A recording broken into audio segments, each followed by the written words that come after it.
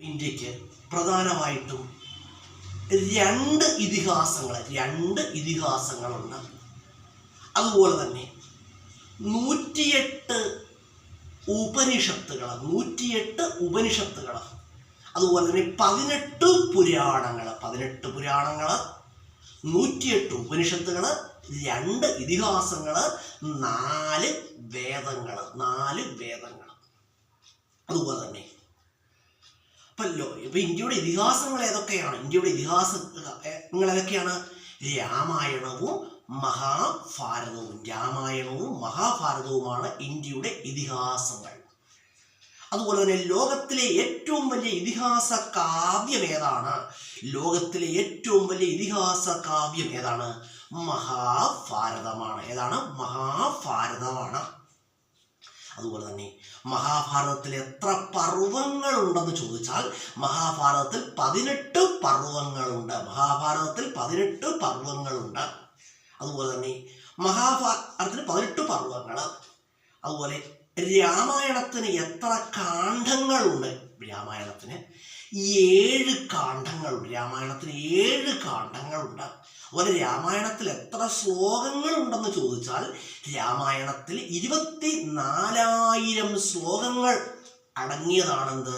രാമായണം. വാൽമീകി രാമായണം 24,000 ശ്ലോകങ്ങൾ അടങ്ങിയതാണ്. അതുപോലെ തന്നെ ഉപനിഷത്തുകള്, വേദങ്ങള്,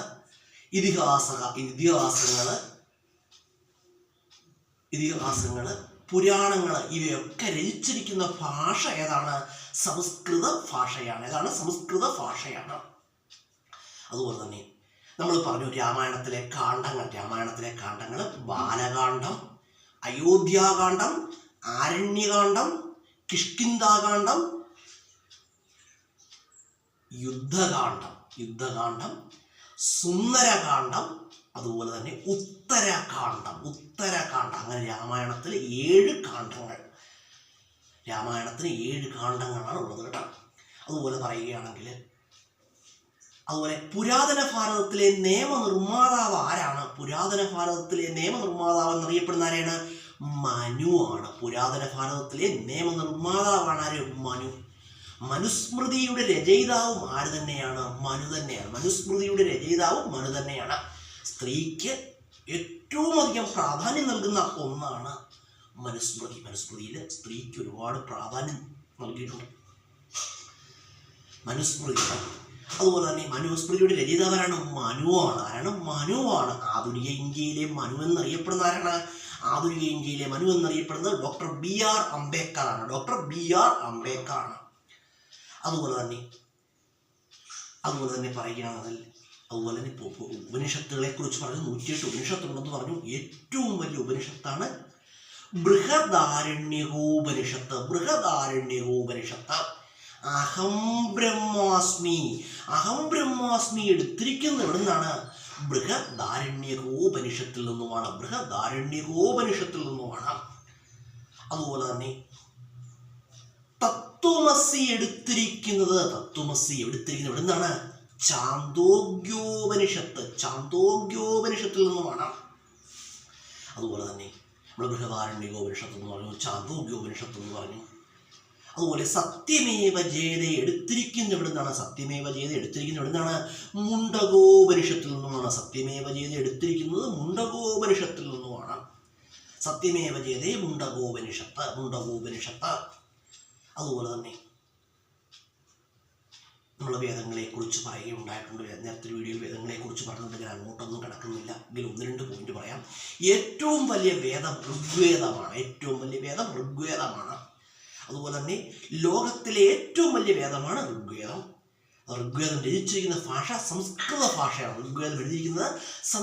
ഭാഷയാണ്. അതുപോലെ ഗായത്രി മന്ത്രം എടുത്തിരിക്കുന്നത് എവിടുന്നാണ്? ഋഗ്വേദത്തിൽ നിന്നുമാണ്. ഋഗ്വേദം എഴുതിയത് ആരെന്ന് ചോദിച്ചാൽ ആരാണ്? ഋഗ്വേദം എഴുതിയത് ആര്യന്മാരാണ്. ഗായത്രി മന്ത്രം എഴുതിയതാരാണ്?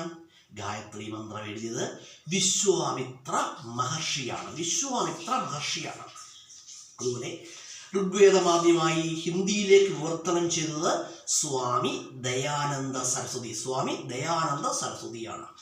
അതുപോലെ ഋഗ്വേദം ആദ്യമായിട്ട് മലയാളത്തിലേക്ക് വിവർത്തനം ചെയ്തതാരാണ്? വള്ളത്തോളാണ്. ഋഗ്വേദം ആദ്യമായിട്ട് മലയാളത്തിലേക്ക് വിവർത്തനം ചെയ്തു വള്ളത്തോൾ. ഋഗ്വേദം ആദ്യമായിട്ട് ഇംഗ്ലീഷിലേക്ക് വിവർത്തനം ചെയ്തതാരാണ്? മാക്സ് മൂളറാണ്. ഋഗ്വേദം ആദ്യമായിട്ട് ഇംഗ്ലീഷിലേക്ക് വിവർത്തനം ചെയ്തതാരാണ്? മാക്സ് മൂളറാണ്. അതുപോലെ തന്നെ ബുക്ക് ഓഫ് ബ്ലാക്ക് മാജിക് എന്നറിയപ്പെടുന്ന എന്തിനാണ്? ബുക്ക് ഓഫ് ബ്ലാക്ക് മാജിക് എന്നറിയപ്പെടുന്ന എന്തിനാണ്? അഥർവവേദത്തെയാണ്. അഥർവവേദമാണ് ബുക്ക് ഓഫ് ബ്ലാക്ക് മാജിക് എന്ന് അറിയപ്പെടുന്നത്. അതുപോലെ തന്നെ ആയുർവേദം രൂപം കൊണ്ടിരിക്കുന്ന വേദം ഏതാണ്? അഥർവവേദമാണ്. ആയുർവേദം രൂപം കൊണ്ടിരിക്കുന്ന വേദം ഏതാണ്? അഥർവവേദമാണ്. ആയുർവേദം രൂപം കൊണ്ടിരിക്കുന്നു. ആൻസർ അഥർവവേദം. അതുപോലെ തന്നെ പറയുകയാണ്, ചരിത്രകാരന് ആവശ്യമില്ലാത്ത വേദം ഏതാണ്? സാമവേദമാണ്. ചരിത്രകാരന് ആവശ്യമില്ലാത്ത വേദം ഏതാണ്? സാമവേദമാണ്. അതുപോലെ തന്നെ സംഗീതവേദം എന്നറിയപ്പെടുന്നു. ആൻസർ എന്താണ്? സാമവേദം. സംഗീതവേദം എന്നറിയപ്പെടുന്നു. ആൻസർ സാമവേദമാണ്. സാമവേദമാണ്. അതുപോലെ തന്നെ പറയുകയാണെങ്കിൽ അഗ്രേ പശ്യാമി. അഗ്രേ പശ്യാമി എന്ന വാക്കിന് അർത്ഥം എന്താണ്? അഗ്രേ പശ്യാമി സംസ്കൃതമാണ്. അഗ്രേ പശ്യാമി എന്ന വാക്കിന് അർത്ഥം എന്താണ്? ഞാൻ കാണുന്നു. ഞാൻ കാണുന്നു എന്നാണ്. അഗ്രേ പശ്യാമി എടുത്തിരിക്കുന്ന എവിടെ നിന്നാണ്? നാരായണീയത്തിൽ നിന്നുമാണ്. ഓർത്ത് വെച്ചോളുക. അഗ്രേ പശ്യാമി എടുത്തിരിക്കുന്ന എവിടെയാണ്? നാരായണീയത്തിൽ നിന്നാണ്. അതുപോലെ തന്നെ നമ്മൾ കുറച്ച് ക്വസ്റ്റ്യൻസ് പറഞ്ഞു. നാരായണി എഴുതുന്നതാരാണ്? മേൽപ്പത്തൂർ നാരായണ മേൽപ്പത്തൂർ ഭട്ടതിരിപ്പാടാണ് കേട്ടോ. മേൽപ്പത്തൂർ സ്മാരകം നേരത്തെ വീഡിയോയിൽ പറയുകയുണ്ടായി. മേൽപ്പത്തൂർ സ്മാരകം എവിടെയാണ്? ചന്ദനക്കാവ് മലപ്പുറം. പൂന്താനം ഇല്ലം എവിടെയാണ്? പെരിന്തൽമണ്ണ മലപ്പുറം. പൂന്താനം ഓഡിറ്റോറിയം ഗുരുവായൂരിലാണ്. പൂന്താനം ഓഡിറ്റോറിയം എവിടെയാണ്? ഗുരുവായൂരിലാണ്. മേൽപ്പത്തൂർ ഓഡിറ്റോറിയം എവിടെയാണ്? മേൽപ്പത്തൂർ ഓഡിറ്റോറിയവും എവിടെ തന്നെയാണ്? ഗുരുവായൂരിൽ തന്നെയാണ്.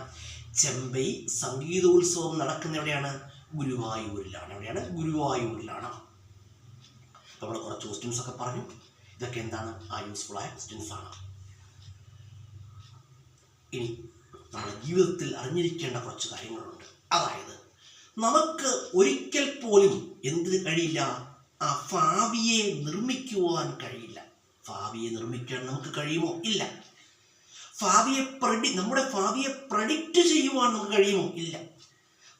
നമ്മുടെ ഭാവിയെ നിർമ്മിക്കുവാനും നമുക്ക് കഴിയില്ല.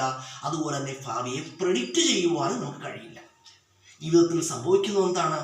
അപ്രതീക്ഷിതങ്ങളായ സംഭവങ്ങളാണ്, അല്ലേ? നിങ്ങൾ ആലോചിച്ച് നോക്കും. നമ്മുടെ ഓരോരുത്തരുടെയും ജീവിതത്തിലൊക്കെ സംഭവിക്കുന്നത് എന്താണ്? അപ്രതീക്ഷിതങ്ങളായ സംഭവങ്ങളാണ്. ഒട്ടും പ്രതീക്ഷിക്കാത്ത അനുഭവങ്ങളൊക്കെയാണ് നമ്മുടെ ജീവിതത്തിലേക്ക് കടന്നു വരുന്നത്. അതുകൊണ്ട് ഒട്ടും പ്രതീക്ഷിക്കാത്ത സംഭവങ്ങളൊക്കെയാണ് നമ്മുടെയൊക്കെ ജീവിതത്തിലേക്ക് കടന്നു വരുന്നത്. ശരിയല്ലേ? ശരിയാണ്. അത് നമ്മൾ 100 പ്രതീക്ഷകൾ ജീവിതത്തിൽ വെച്ച് പുലർത്തി കഴിഞ്ഞാൽ എത്ര പ്രതീക്ഷകൾ ഫലിക്കും? എത്ര പ്രതീക്ഷകൾ ജീവിതത്തിൽ യാഥാർത്ഥ്യമാകും? 100 പ്രതീക്ഷകളൊക്കെ ജീവിതത്തിൽ വെച്ച് പുലർത്തിക്കഴിഞ്ഞാൽ 2 പ്രതീക്ഷകൾ പോലും രണ്ട് പ്രതീക്ഷകൾക്ക് എന്ത് ചെയ്യും? ചിലപ്പോൾ ജീവിതത്തിൽ യാഥാർത്ഥ്യമാവുകയുള്ളൂ. കേട്ടോ, അത് എല്ലാ മനുഷ്യരുടെയും ഒരു കാര്യം ഇതാണ് എന്ന് കരുതി നമ്മൾ എന്താകരുത്? നമ്മളൊരിക്കലും ജീവിതത്തിൽ തളർന്നു പോകാൻ പാടില്ല. ജീവിതത്തിൽ എല്ലായ്പ്പോഴും ശുഭപ്രതീക്ഷകൾ ജീവിതത്തിൽ വെച്ച് പുലർത്തുക. കേട്ടോ, ശുഭപ്രതീക്ഷകളില്ലെങ്കിൽ നമ്മുടെയൊക്കെ ജീവിതം എന്താണ്? ബിഗ് സീറോയാണ്. കേട്ടോ, അതെപ്പോഴും മനസ്സിലാക്കുക. നമ്മുടെ ജീവിതത്തിൽ ശുഭപ്രതീക്ഷകൾ വെച്ച് പുലർത്തുക. പക്ഷേ ഒരു കാര്യം നമ്മൾ മനസ്സിലാക്കുക, നമ്മുടെ ജീവിതത്തിൽ പ്രതീക്ഷകൾ വെച്ച് പുലർത്തുക. നമ്മുടെ പ്രതീക്ഷകൾ ജീവിതത്തിൽ അതുപോലെ അങ്ങ് യാഥാർത്ഥ്യമാകണം എന്ന് നമ്മൾ വാശി പിടിക്കുവാൻ പാടില്ല. കേട്ടോ, നമ്മുടെ പ്രതീക്ഷകൾ സഫലീകരിക്കുന്നതിനായിട്ട് നമ്മൾ എന്ത് ചെയ്യുക? പരിശ്രമിക്കുക. കേട്ടോ, നമ്മുടെ പ്രതീക്ഷകൾ അതേപോലെ അങ്ങ് ജീവിതത്തിൽ യാഥാർത്ഥ്യമാകണം എന്ന് നമ്മൾ വാശി പിടിക്കാൻ പാടില്ല. കേട്ടോ, ജീവിതമാണ് നേരത്തെ ഒരു വീഡിയോയിൽ പറഞ്ഞു. ജീവിതം എന്താണ്? ഒരു ബിഗ് ഗെയിമാണ്, ഒരു വളരെ ഗെയിമാണ്. കേട്ടോ, നമ്മളുടെ പ്രതീക്ഷകൾ അതുപോലെ ജീവിതത്തിൽ യാഥാർത്ഥ്യമാകണമെന്നില്ല. കേട്ടോ, പക്ഷെ നമ്മൾ നന്മയിലൂടെയൊക്കെ ജീവിക്കുകയാണ്. നമ്മൾ അതിന് പ്രതീക്ഷകൾ യാഥാർത്ഥ്യമാകുന്നതിന് വേണ്ടി അത്യാവശ്യം പരിശ്രമിക്കുന്നതൊക്കെ ഉണ്ടായെങ്കിൽ നമ്മുടെ പ്രതീക്ഷകൾ ജീവിതത്തിൽ അതുപോലെ യാഥാർത്ഥ്യമായില്ലെങ്കിൽ തന്നെ മറ്റൊരു തരത്തിൽ ആ പ്രതീക്ഷ എന്ത് ചെയ്യും? യാഥാർത്ഥ്യമാകും. കേട്ടത് എപ്പോഴും മനസ്സിലാക്കണം. നമ്മുടെ ജീവിതത്തിൽ ചെയ്യേണ്ട ഒരു കാര്യം എന്ന് പറഞ്ഞാൽ നമ്മുടെ ജീവിതത്തിൽ എപ്പോഴും നല്ല ചിന്തകൾക്ക് സ്ഥാനം കൊടുക്കുക. നല്ല ചിന്തകൾക്ക് സ്ഥാനം കൊടുക്കുക. മറ്റൊരാളിനെ, ഞാൻ പറഞ്ഞല്ലോ, മറ്റൊരാളിനെ അപകടകരമാകുന്ന യാതൊരു ദ്രോഹചിന്തകളും നമ്മളിൽ ഉണ്ടാകുവാൻ പാടില്ല. കാരണം മറ്റൊരാൾക്ക് അപകടമാകുന്ന ചിന്തകളോ പ്രവൃത്തികളോ ഒന്നും നമ്മളിൽ നിന്നും ഒരിക്കലും ഉണ്ടാകാൻ പാടില്ല. അത് നമ്മളെപ്പോഴും ജീവിതത്തിൽ ശ്രദ്ധിക്കണം കേട്ടോ. നല്ല പ്രതീക്ഷകൾ ജീവിതത്തിൽ വെച്ചു പുലർത്തുക. പ്രതീക്ഷകളുടെ സഫലീകരണത്തിനായിട്ട് പരിശ്രമിക്കുക. അതുമാത്രമേ നമുക്ക് ജീവിതത്തിൽ ചെയ്യാൻ കഴിയുകയുള്ളൂ കേട്ടോ. നല്ല ചിന്തിക്കാനും പ്രവർത്തിക്കാനൊക്കെ കഴിഞ്ഞാൽ എന്താണ്, ജീവിതം ധന്യമായി എന്നാണ്.